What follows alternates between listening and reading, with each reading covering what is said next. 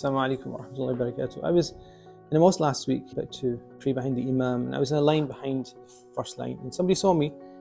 They were in the front line and they offered me their place. In fact, insisted that I take their place in the line in front of myself, and I refused. I said, look, stay where you are. But I felt that the person was obviously saying, look, you get more reward in the first line, so why don't you go in the first line, and I'm offering you this.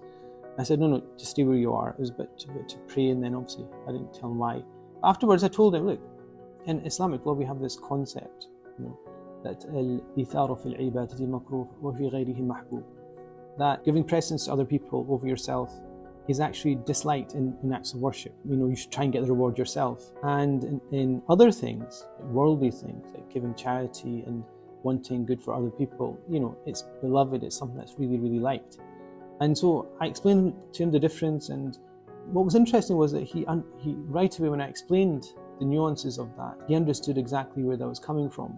And I gave him examples and exceptions and so on and so forth. And I was thinking that in my day-to-day life, I get so many questions, numerous scenarios where you don't get a simple answer in the books of fiqh. Now, a book of fiqh would have, say, 100,000, 40,000 to 100,000 questions answered. A lot of our issues today, financial, medical, ethical, in a work context, in a family context, don't have a textbook answer.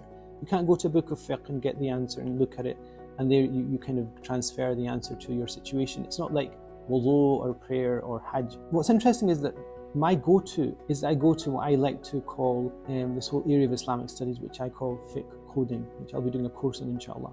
Fiqh Coding is essentially, you know what fiqh is? Fiqh is the area of Islamic law. It deals with halal and haram and so on and so forth. But coding is essentially putting labels to processes, labels to questions, labels to phenomena in software, where you start to notice links. And what was interesting about Islamic law is that you have all these questions in Islamic law, fiqh books, and scholars ended up starting to code, and I understand it this way, they start to code all the answers and realize that there was patterns.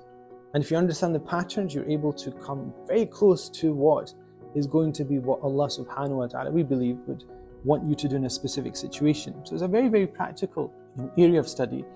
And in modern life, questions, as I said before, are very, very difficult to navigate. So, Fiqh Coding encompasses shorthand rules of thumb. Essentially, they fast track you to give you advice on a workable solution to the kind of things you will deal with day in, day out, and you know this yourself. We've all been in situations where we're looking for a reliable pointer, an answer to something that is either for ourselves or for a friend or somebody in the family. Understanding how to decide this is a game changer, and so Fiqh Coding, this course I'll be doing inshallah, provides you with a shortcut way of second guessing what Islamic law says, and also knowing that your knowledge will be backed and focused within the context of the Sunnah of the Prophet ﷺ and the Quranic text. And so join me for this course. This is quite an interesting course, Fiqh Coding, understanding what we call the Qawaid al-Fiqhiyya. This will be a new course starting the 26th of August all the way to the 16th of September. And also it'll be live streamed. Each session will be live streamed as usual. And with a live Zoom Q&A. The Q&A is going to be there to work out real examples, financial, people always ask about financial issues. And I guarantee the way to unlock those questions is always Fiqh Coding. So inshallah, I hope to see you there at the new course. Assalamu alaikum wa rahmatullahi wa barakatuh.